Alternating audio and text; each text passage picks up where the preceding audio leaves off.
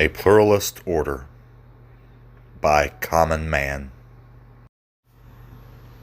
A Pluralist Order. Preface. The following essay relies heavily on the work of others. Perhaps its only original attribute is in the unique organization of its individual components. The goal of this structure is simply to achieve a coherent message.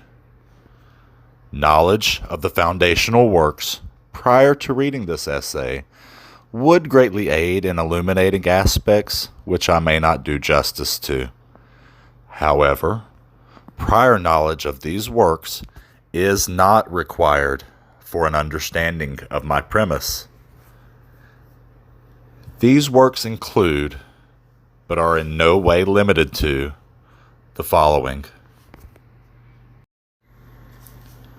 World Order by Henry Kissinger. I rely on this book to help describe the current lay of the land in global politics. This work traces the evolution of attempts at world order since the Peace of Westphalia into the beginnings of our current crisis. Why Nations Fail: The Origins of Power, Prosperity, and Poverty by Daron Acemoglu and James A. Robinson. I rely heavily on this work to provide a framework for successful governance. The Accidental Guerrilla: Fighting Small Wars in the Midst of a Big One by David Kilcullen. This work inspired me to use the rule of tens in establishing principles for compromise. I also rely heavily on modern American geopolitical experts such as George Friedman and Peter Zeihan. Each have written numerous books, all of which I have read and thus naturally influence my work. And both have put out free content on YouTube through their own organizations, Stratfor and Zeihan on geopolitics. Their content enables almost anyone on earth to gain an education in the areas that nations consider the most valuable: the relationship between foreign and domestic affairs. YouTube also has many independent, or at least purportedly independent, channels to provide freely most of the education one needs to have a solid background for understanding everything in this essay. I personally enjoy Caspian Report and Visual Politic for their ability to simplify complex subject material and condense it into mass consumable content, a task not easily accomplished.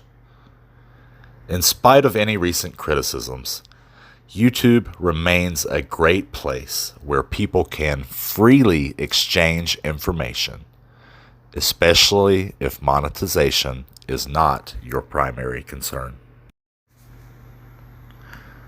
Finally, Vice produced a documentary with a lecture by Jeremy Rifkin, which I also found for free on their YouTube channel, on what Rifkin calls the Third Industrial Revolution.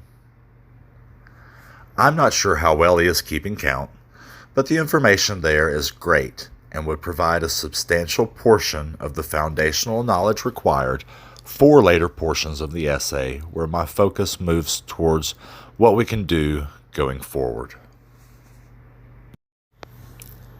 When I want to look back at a clearer picture of where America was at the root of its existence, I first looked to the somewhat neutral observations of Alexis de Tocqueville in Democracy in America. I also turned to the various Federalist Papers, which were written primarily by James Madison and Alexander Hamilton. However, I looked nowhere more than I looked to the words of Thomas Jefferson, in particular, the words that are written in the Declaration of Independence, the purest expression of the American mind in its infancy. When looking at how to build a better future, I look back to that bold gambit for independence, as I believe we all should, forgetting not that it was a promissory note only, which Lincoln expanded upon when he called for a new birth of freedom. America did rise from the ashes of our Civil War to become something much greater than we had been before.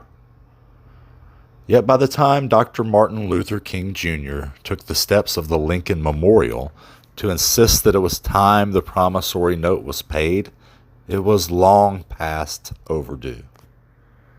In fact, the debt has become so large that it cannot be repaid in one generation, let alone one single allocation. But the time has come for payments to be made.